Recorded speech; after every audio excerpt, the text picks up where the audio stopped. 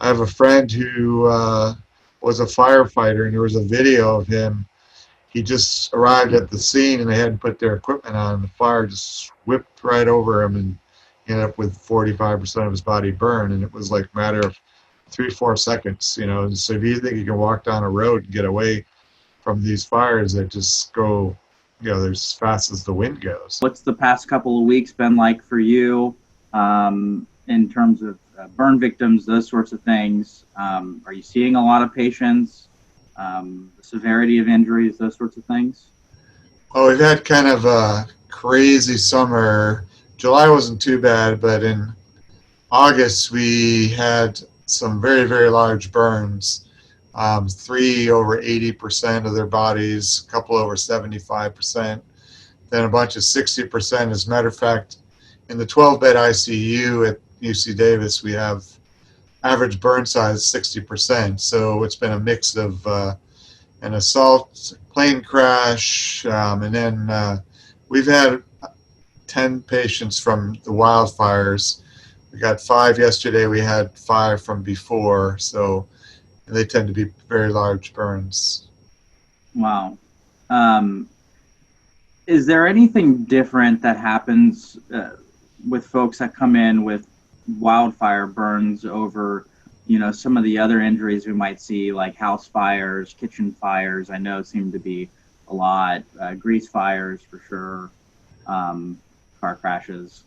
Yeah, one of the big differences is that a lot of time they have a delay in presenting to us because they get trapped. And so it's not uncommon to have patients trapped. And then basically they have found patients at the side of a road overnight, and then someone finds them the next day. A lot of times they're trying to escape through fires, so they get deep burns through their legs and as they're running through fires.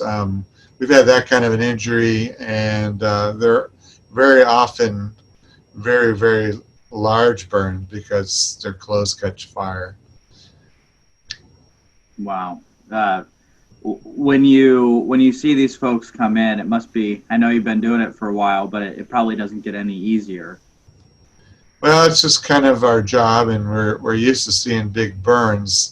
The big problem with the wildfires is that we don't know how many we're going to get and when we're going to get them. You know, wildfire's been going on all summer, and so it may be that all of a sudden one goes through with the high winds like we had a couple of days ago, that people are surprised. And so sometimes we'll get one in, but we've had up to 10 all at once with the Paradise Fire. They just, all of a sudden, they just all come in. And we don't know when it's going to stop because all of a sudden they start coming in, and we start talking to our colleagues in San Francisco, Santa Clara, Fresno, and ask them, how are you doing? Do you have beds if we have to download some of our patients if we get overwhelmed?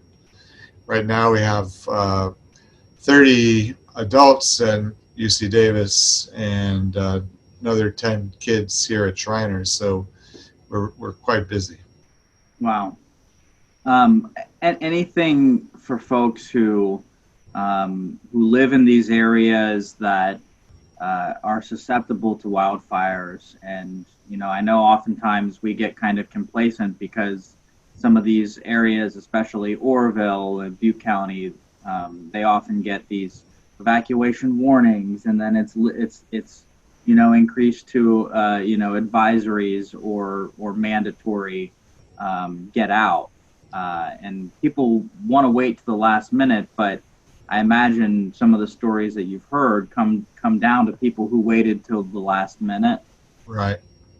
Well, it's essentially, we go for weeks and weeks with no injuries because people who listen to the firefighters, the sheriffs, and leave, they do fine, and they're putting their lives on the line just to try to help people get out on time. And then the other group are those that stay back, and if they stay back, get trapped, they die. And so we don't see them. And the smaller group are those that, it's too late, and then they get out and then they come in with big burns or deep burns, and Those are life changers for people, even if they survive. They'll always have some scarring. They may have difficulty walking.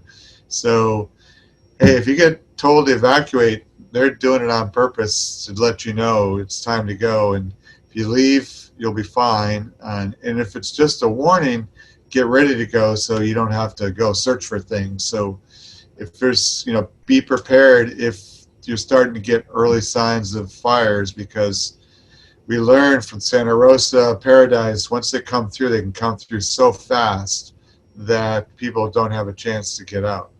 And a lot of people think they can save their house, and there are always stories that, this one person saved their house and everyone else next to them got their house burned down. But a lot of times they just get trapped, and then once they get trapped, it's too bad. Mm. Are the majority of the patients there from the wildfires coming from the Bear Fire? Because I know that was one of the big ones. The recent one was the Bear Fire. So 2 days ago, or yesterday actually, we got them all. It was from the Bear Fire. The previous ones, we got some from near Modesto. We got some from near Redding. So it just all depends on what happens. And once those high winds come around, that's when I really start worrying. And 2 nights ago was hot weather, high winds, and that's what really drives the fires quickly across areas. And we're such a dry state, it doesn't take much to really create huge problems.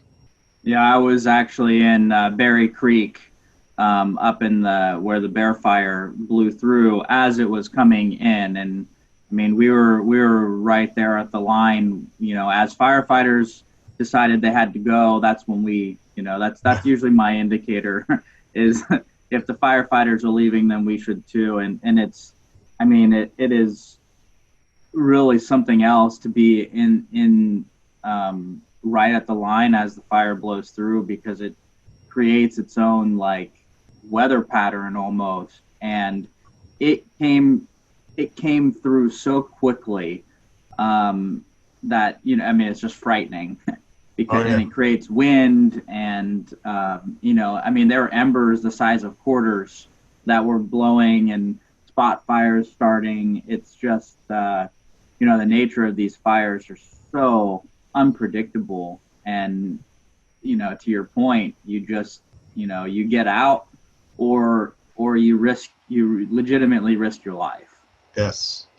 And people get a little bit fooled too, because the firefighter equipment, when they're wearing it, is pretty incredible how it protects them. But for someone like you there, you may not have that same equipment, because I've taken care of a lot of firefighters, and a lot of times at a scene they'll have where the seams of the equipment is, they get little burns, but if they're wearing their stuff, it protects them amazingly well, unless they get really caught in the middle of the huge fires. So people who think they can have a hose near their house and get through it, unfortunately don't survive.